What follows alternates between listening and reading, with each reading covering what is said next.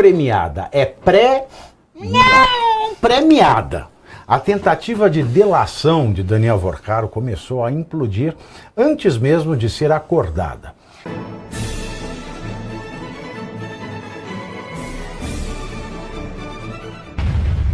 Premiada é pré-premiada.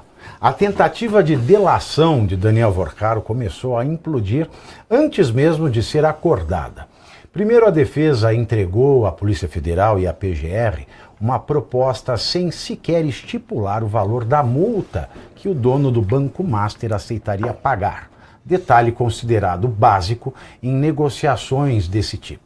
Na sequência, cresceu dentro do Supremo a percepção de que havia uma pressão política e midiática para que a delação atingisse diretamente Alexandre de Moraes, o nosso querido, nosso amado Mussolini da Moca. Ao mesmo tempo, relatos indicam que os anexos apresentados não traziam acusações robustas nem elementos conclusivos envolvendo o ministro. O patê azedou de vez quando veio à tona o encontro em Brasília entre o advogado de Vorcaro, José Luiz Oliveira. José Luiz o Juca. Né, que não é Juca. É igual o irmão do Lula, que é o Frei Chico, que não é nem sacerdote, nem Francisco. Então, o Juca e o ministro do TSE, Floriano de Azevedo Marques, aliado, amigo próximo e que deve o cargo ao Moraes. Eu já falei aqui ontem, né? Eu estava lá em Brasília, no gabinete do Moraes, no dia que o Floriano foi nomeado. A reunião ocorreu um dia depois da entrega da proposta de delação. Embora ambos tenham alegado casualidade e amizade antiga, o episódio produziu forte ruído político e institucional, justamente no momento em que o conteúdo da colaboração era analisado nos bastidores do STF. O desgaste foi tão intenso que aliados do próprio Vorcaro começaram a aconselhá-lo a afastar Juca da condução da delação.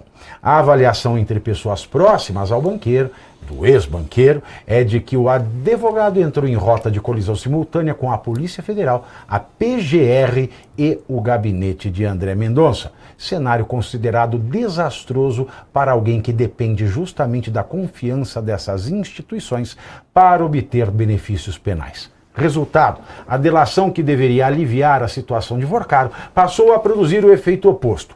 O banqueiro continua preso, enfrenta crescente resistência no STF e agora vê sua colaboração cercada por suspeitas de omissão, jogo duplo e guerra política dentro da própria Suprema Corte. Além de voltar para o complexo penitenciário da Papuda, Vorcaro corre o risco de também responder pelo crime de obstrução à justiça e fraude processual, Caivano.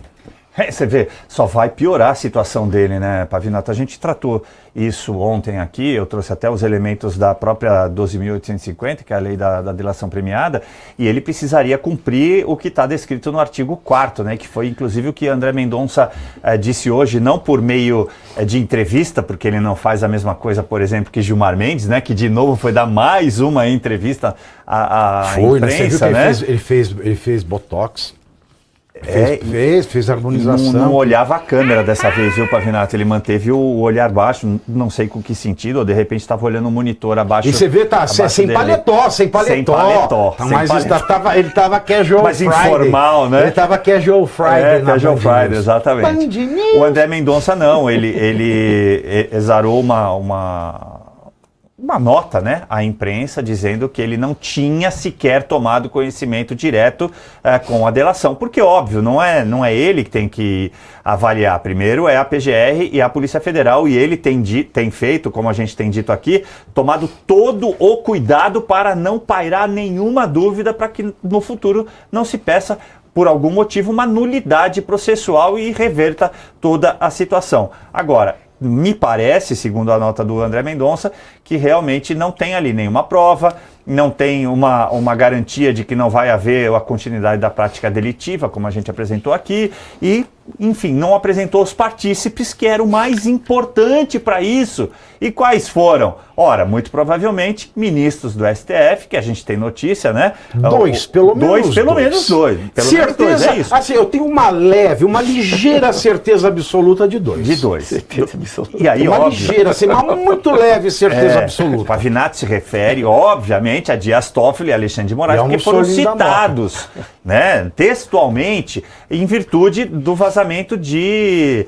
A Peleleca falou, e teve troca de mensagens entre ambos, ele ligando para o Alexandre de Moraes no dia que foi preso. Então, não é nenhuma ilação, é uma constatação do que está sendo dito pela própria imprensa. Mas, infelizmente, parece que ele tentou aí tergiversar, não apresentar diretamente os partícipes, e aí fez água a sua delação. Ele está sendo ameaçado pela Polícia Federal de voltar para o presídio. Aí é a delação Bossa Nova, né, Malcolm? É a delação do Vinícius de Moraes. Era uma casa muito engraçada, não tinha teto, não tinha nada.